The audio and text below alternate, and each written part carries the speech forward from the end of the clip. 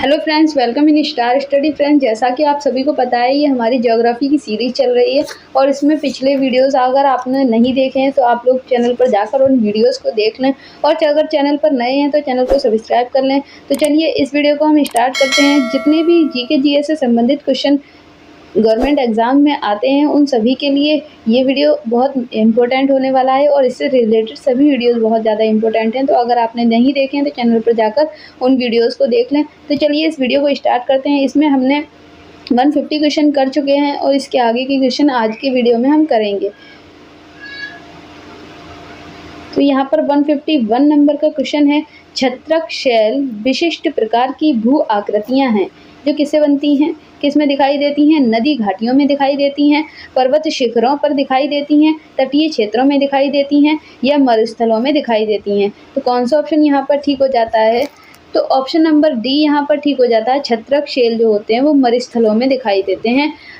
Option number D यहाँ पर बिल्कुल ठीक है। इसके बाद अगला क्वेश्चन है यहाँ पर, पवन की अपवहन क्रिया डिफ्लेक्टिंग एक्शन के कारण बने गर्तों को क्या कहा जाता है?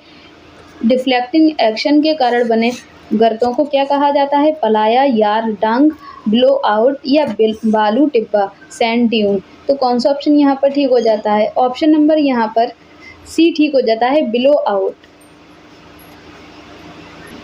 इसके बाद अगला क्वेश्चन है, निम्नलिखित में से कौन से कायांतरित शैल है? नीस और मैफिक, नीस और शिष्ट, शिष्ट और मैफिक, या शिष्ट और चाक।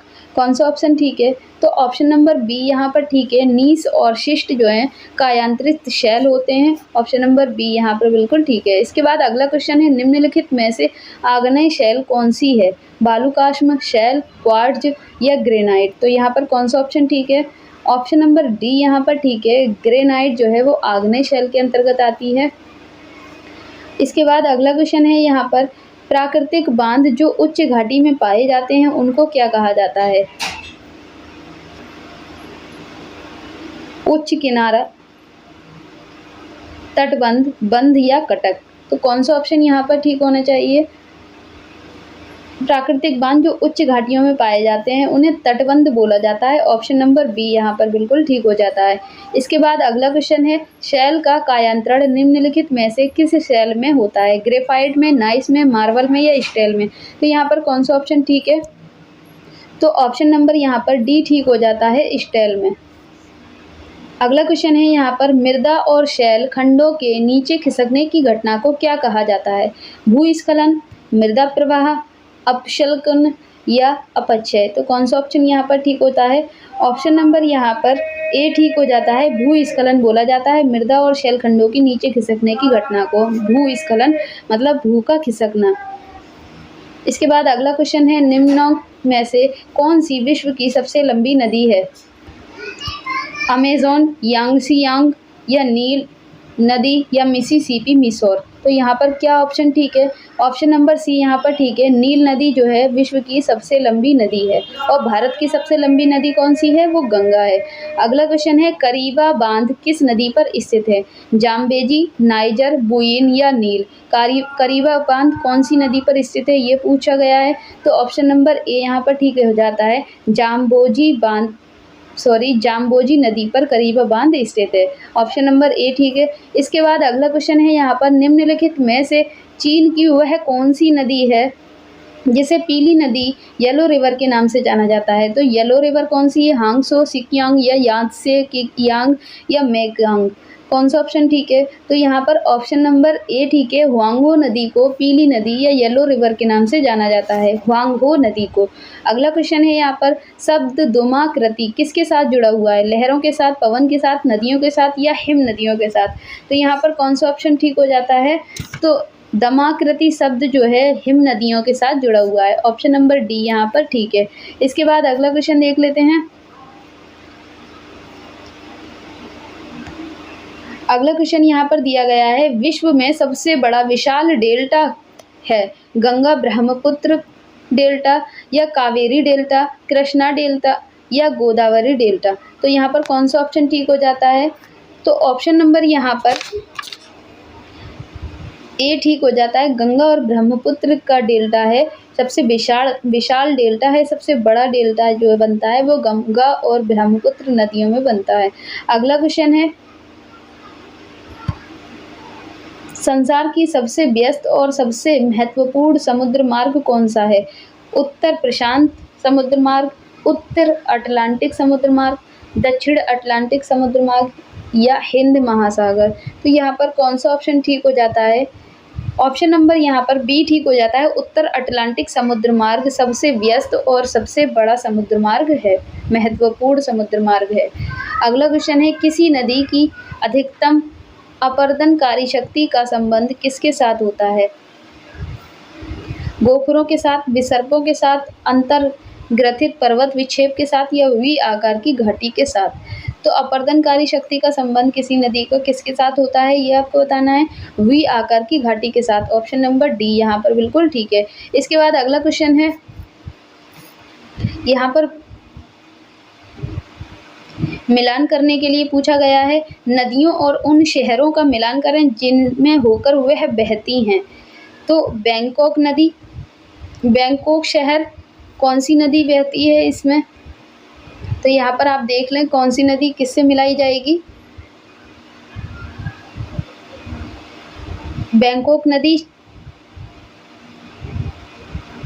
चाओ फ्रेया के साथ, बैंकॉक शहर से चाओ फ्रेया नदी। शंघाई शहर से कौन सी नदी है? तो शंघाई शहर से हांगपो नदी।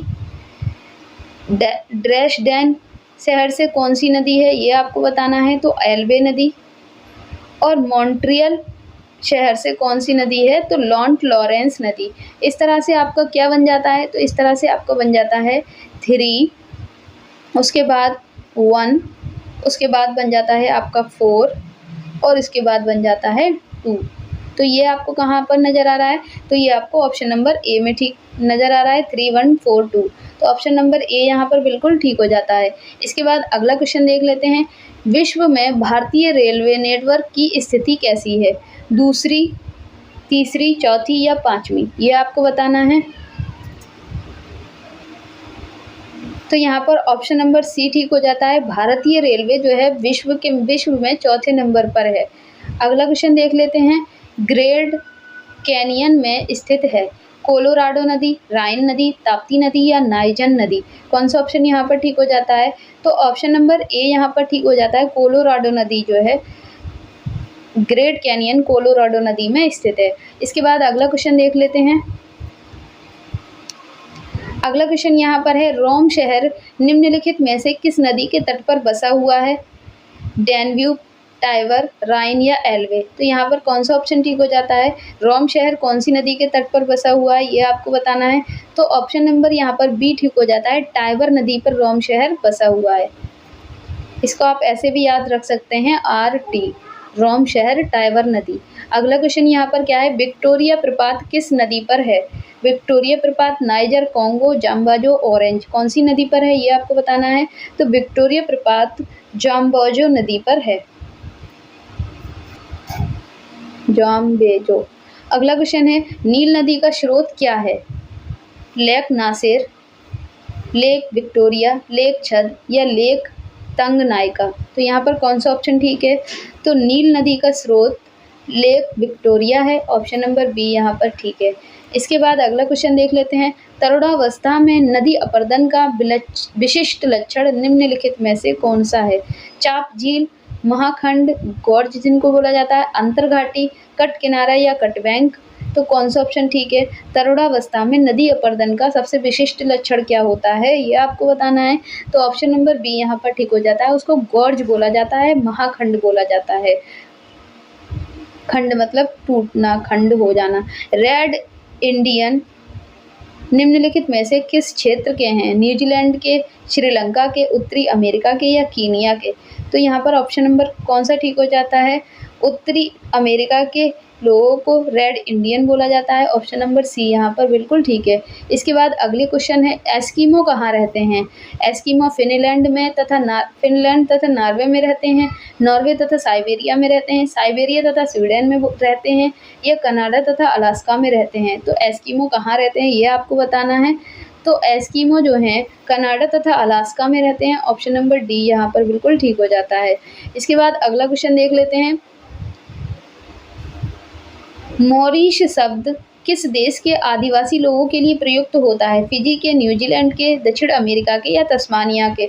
मॉरिश शब्द कौन से आदिवासी लोगों के लिए प्रयुक्त होता है, ये आपको बताना है। तो यहाँ पर ऑप्शन नंबर सी ठीक हो जाता है। दक्षिणी अमेरिका के लोगों के लिए मॉरिश शब्द प्रयुक्त होता है। इसके बाद अगला क्वेश्चन है और इस वीडियो का लास्ट क्वेश्चन है। अगर वीडियो पसंद आया है तो वीडियो को लाइक कर दें, चैनल पर नए हैं तो चैनल को सब्सक्राइब कर लें। तो यहाँ पर क्वेश्चन दिया गया है, संसार में रेलों का सबसे बड़ा जाल वाला देश कौन सा है? रूस, यूएसए, चीन या भारत? तो यहाँ पर अभी आपको बता ही दिया था, तो भारत जो है वो चौथे नंबर पर है। तो यहाँ पर ऑप्शन नंबर बी ठीक हो जाता है। रेलों का सबसे बड़ा जाल वाला देश अमेरिका, यूएसए है, यूनाइटेड स्टेट ऑफ अमेरिका है। ऑप्शन नंबर ए ठीक है। तो आज के इस वीडियो में इतना ही। ये हमारी ज्योग्राफी की सीरीज पूरी होती है। अगर आपने इसके और वीडियोस नहीं देखे हैं तो चैनल पर जाकर इसके और वीडियोस देख लें।